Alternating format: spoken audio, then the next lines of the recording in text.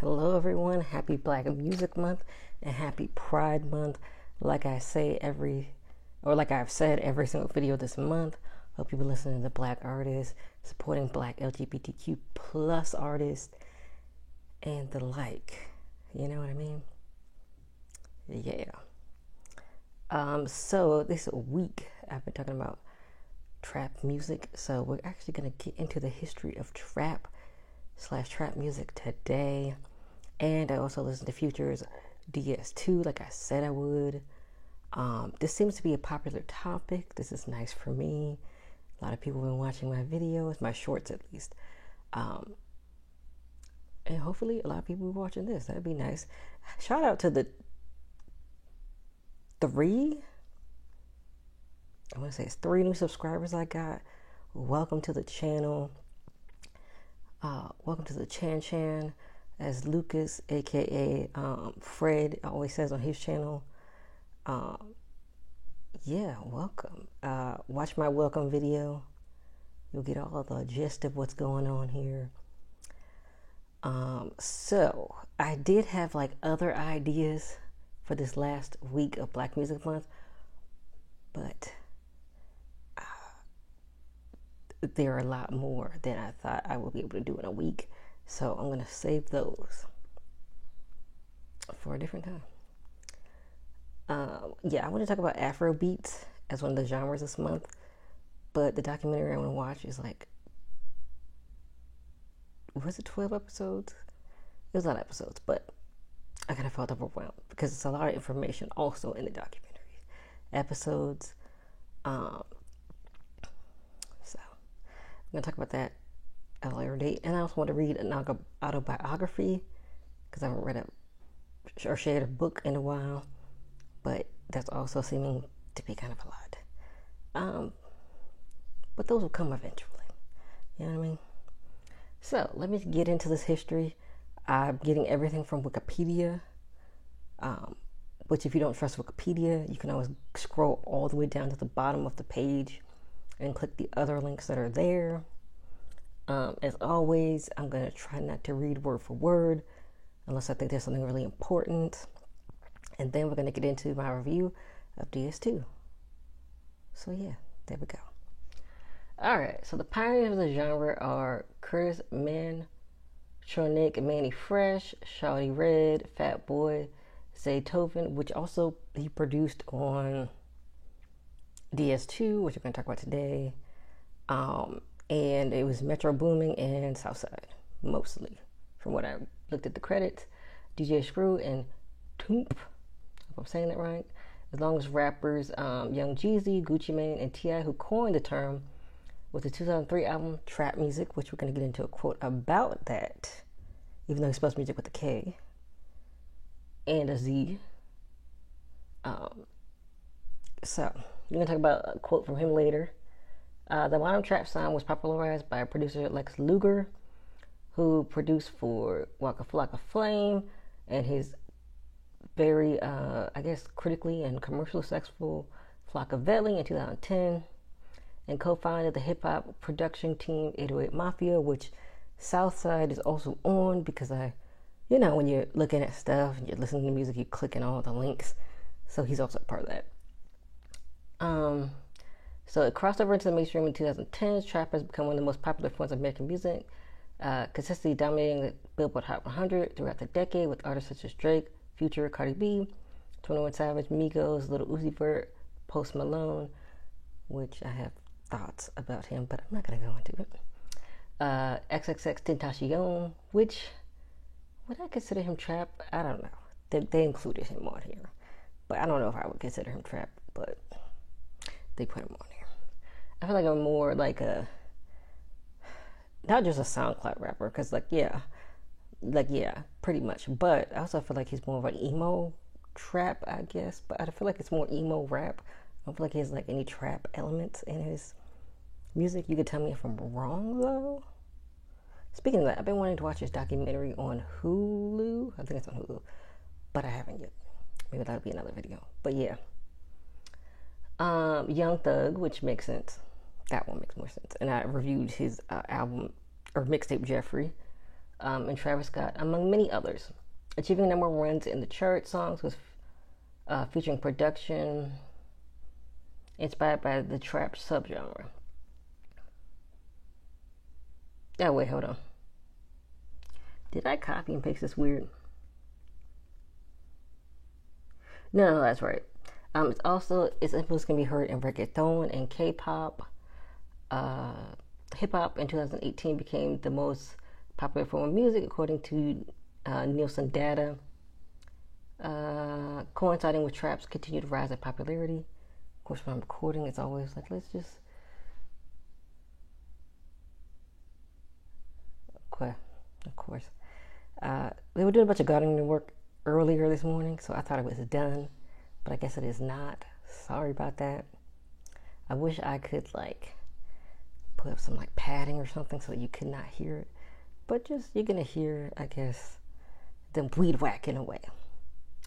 Okay, and then they also some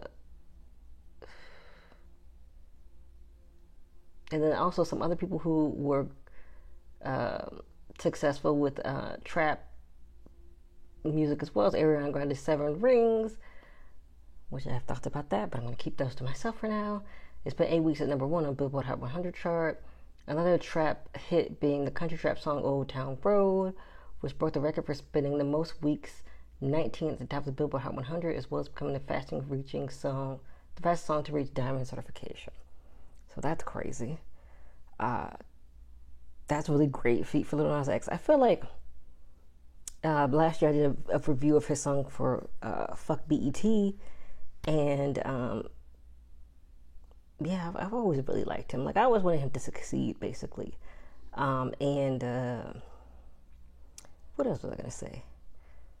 I did review his album Montero, but I cannot find the video for it, so I have my notes, but I might have to just redo it. But the characteristics of trap music, lyrical themes revolve around general life and culture in the trap or actual southern trap house where controlled substances are being sold. The term trap refers to places where drug deals take place.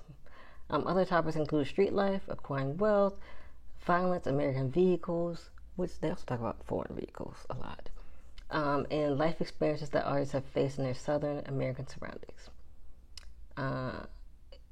Trap music employs multi-layer, thin or thick texture, monophonic drones with sometimes a melodic accompaniment expressed with synthesizers and crisp, grimy, and rhythmic snares, deep 808 drum kits, kick drums, double time and triple time, and similarly divided hi-hats, and cinematic and symphonic use of synthesized strings, bass, woodwind, and keyboard instruments to create an energetic, hard-hitting, deep, and variant atmosphere. That's a lot, but I feel like that's a good description. Yeah. So they originated from the producer Shawty Redd. That's where they said all these characters came from. Trap may use a range of tempos. I don't know any of this. I guess these are beat descriptions, so I'm going to skip them because I don't know anything about them. But you can, of course, look it up. So I'm going to go through the history now. So the 1990s, went up the 1990s to the 2003s. Its origins. As rap grew, it created many forms such as gangster rap, which shined a light on the dangerous lifestyle of those in American neighborhoods and poverty, and shined less light on political issues than the rap it originated from. Which is interesting because I felt the first rap song wasn't even political, but I understand what they're saying. There was fuck the police. There was fight the power, public enemy. I get what they're saying. Rap has mutated into gangster rap, and gangster rap transformed into trap, a new form of music that followed a different process, followed a different thought process and different tones. Early producers creating trap music included Lil Jon. He's from Atlanta, where the term originated as a reference to places where drug dealers are made.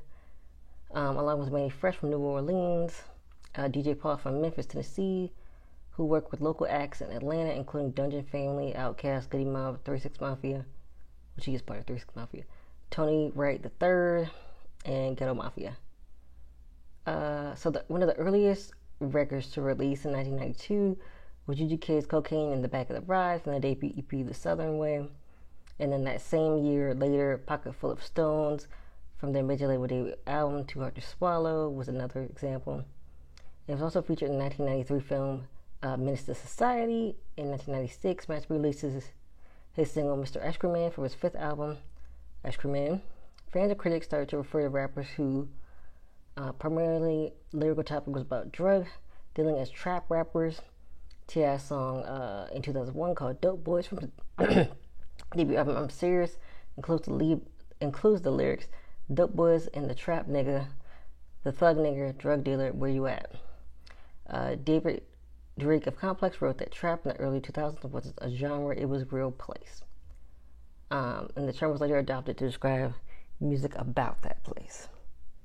So that's the main origins. Okay, so in the mid 2000s, now we're going to 2003, 2015, it's the rise in mainstream popularity. It became more recognized as a mainstream genre and gave more mainstream success with a number of albums and singles and lyrics that covered life in the trap, drug dealing, and the struggle for success. And there were drug dealer rapper personas such as T.I., Young Jeezy, Gucci Mane, Boosie Badass, Young Dolph, Lil Wayne, and Rick Ross. Produced crossover hits and helped expand the popularity of the genre. Which I feel like they should not include Rick Ross because he stole someone's identity, basically. I'm not going to get into that. But I understand. He was rapping about the trap, even though I'm 1,000,000,000% sure he never did any of that stuff. But like I said, I'm not going to get into it. So yeah, it was mostly in the South. It was more heavily on mixtapes and radio stations outside of the South. It became more outside of the South after that. Okay, I talked about some of these producers before. There's some more Fat Boy, and then there was Drumma Boy and D Rich. Those are the ones they did not mention. Okay, this is the quote I wanted to read from T.I. With the exception of Outkast, let me thank Goody Mob. With the exception of that, before I came in the game, it was Lil Jon, Outkast, Goody Mob. Okay, so you had crunk music and you had organized noise. I guess it's like a group. There was no such thing as trap music. I created that. I coined the term. It was my second album, Trap Music. It dropped in 2003. After that, there was an entire new genre of music created. An open lane for each of you to do what you do and live your lives on TV and be accepted by the masses. The masses have accepted you because I opened the door and you walked through it. Don't forget to open that door, cuz. That's a quote from T.I. Which, like, I have personal thoughts about him, but I'm not even going to mention it. But, like I said, I'm not going to go into it because I don't want to go into any rants.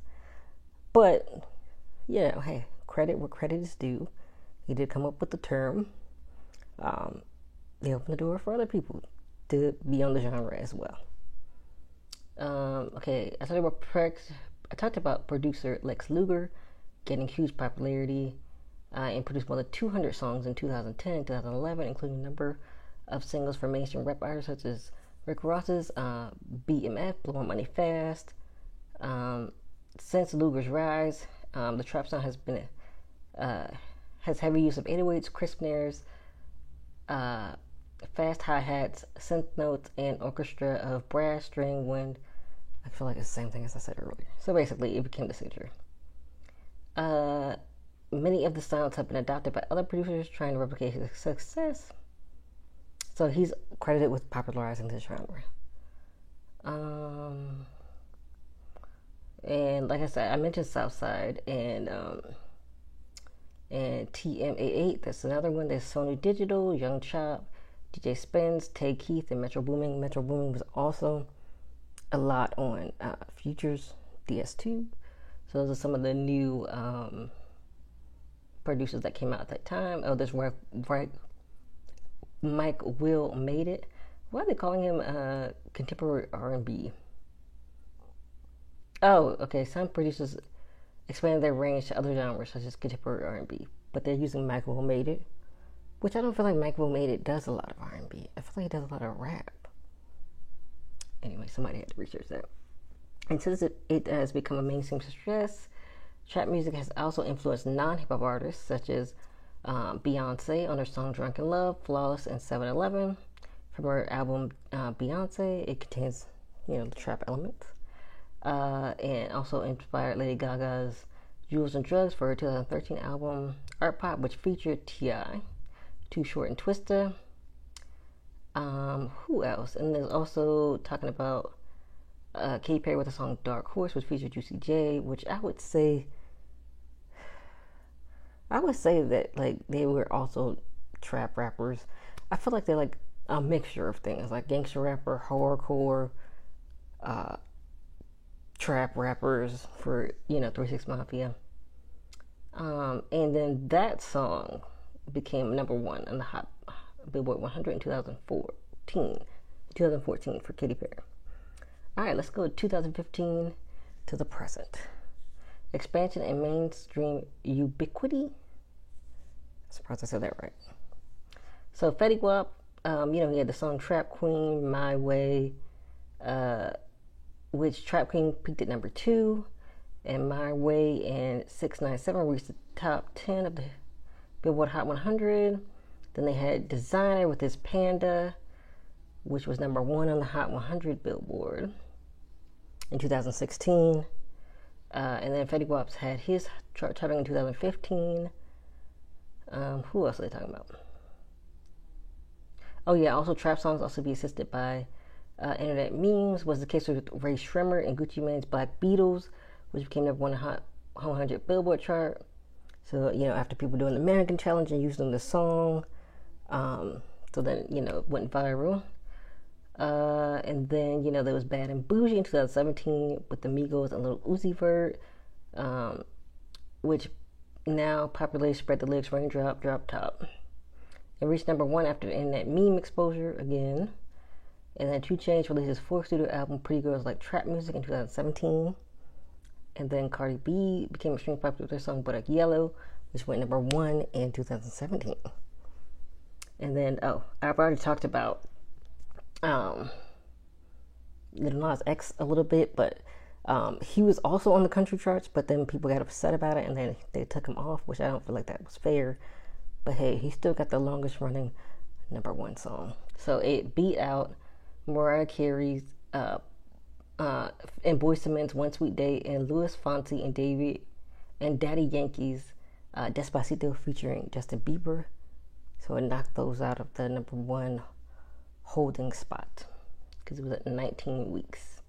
So the longest running number 1 hip hop single of all time, and overall the longest running number 1 single of all time on Billboard Hot 100. So yeah, so that's that. That's kind of a lot of information.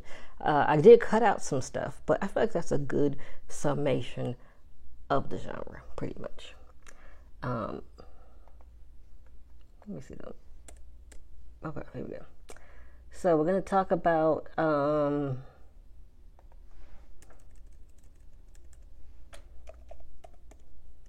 going to change one note.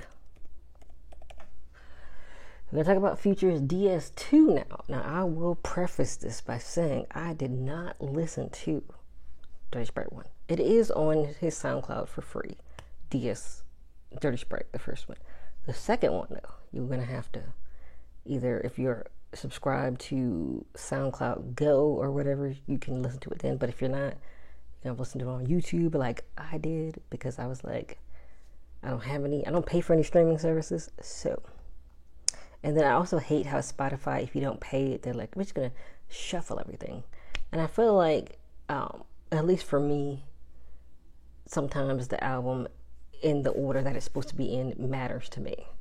I know sometimes it doesn't really make a difference, but to me it makes a difference. So yeah, I use the Musi app to listen and type my notes at the same time so I can exit it.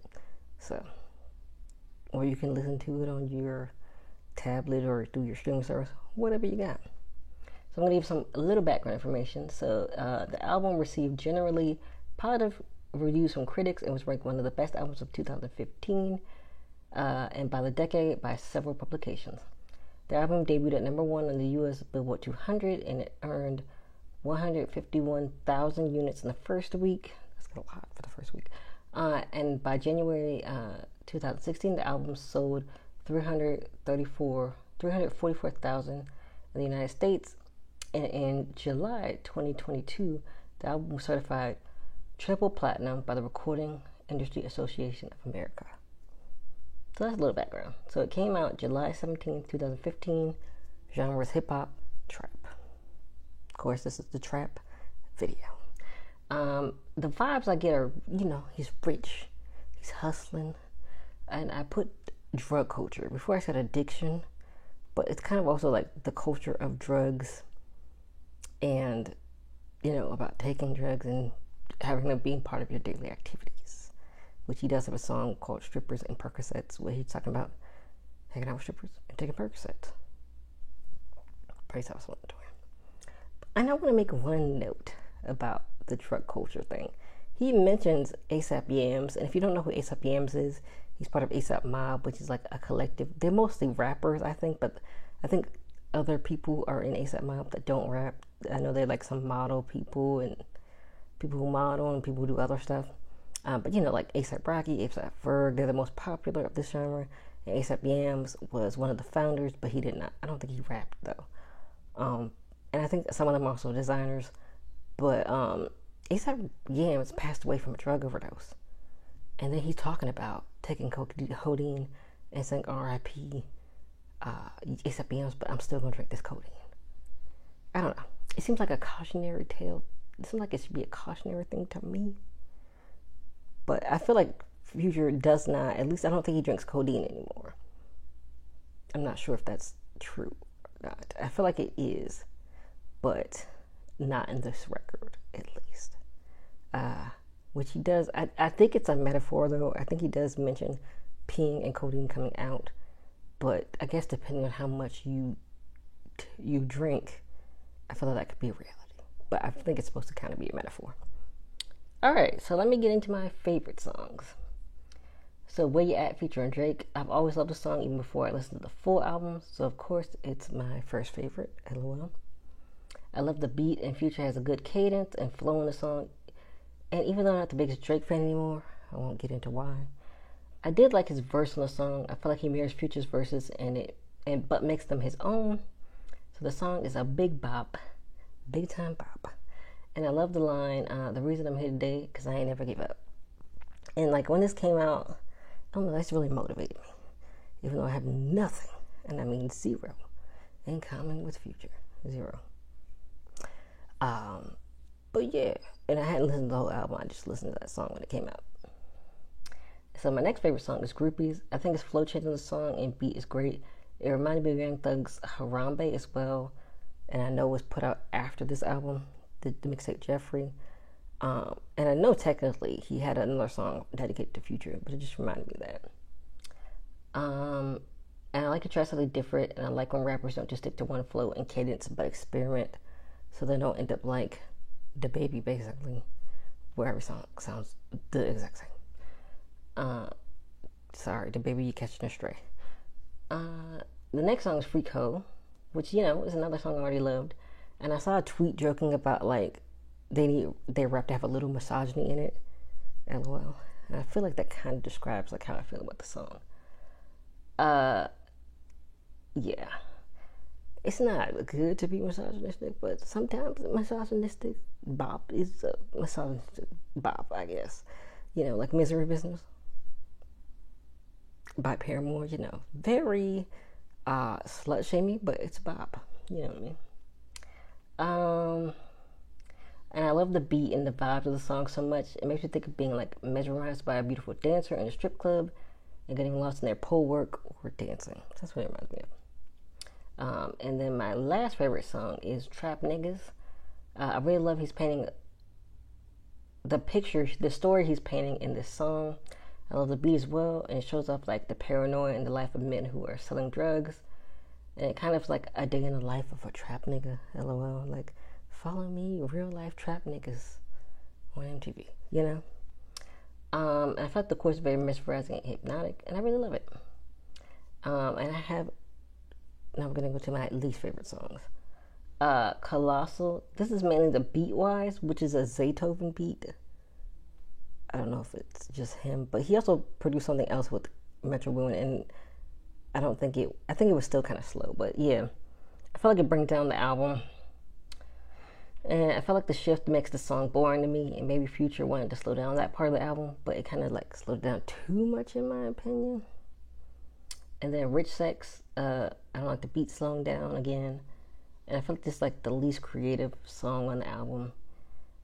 He has some interesting metaphors, but otherwise it's pretty straightforward, and like he's repetitive in all of his songs, but this kind of seems like kind of lazy.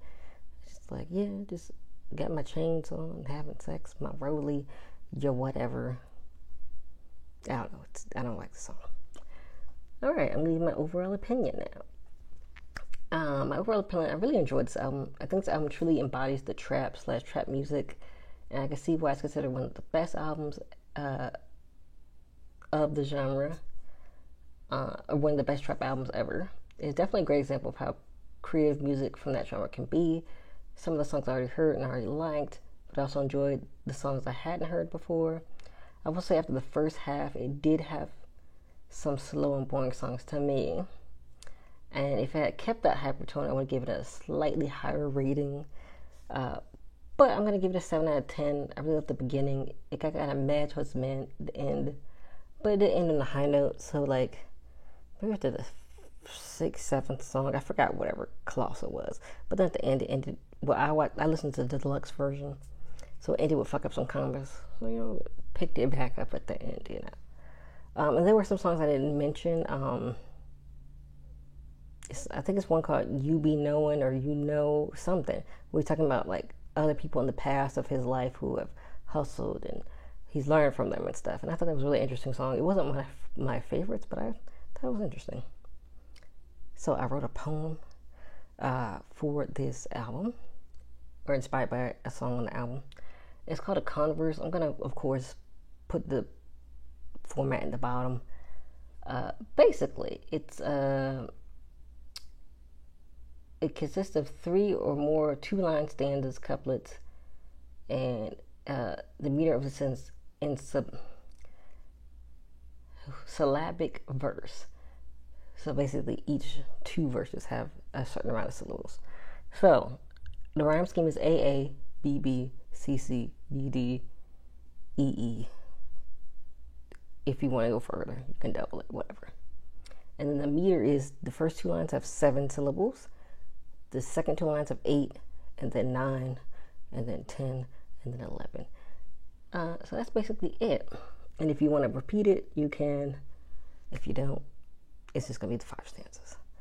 I will say, I thought this was going to be easier than it was. It was not. But I'm going to read my poem.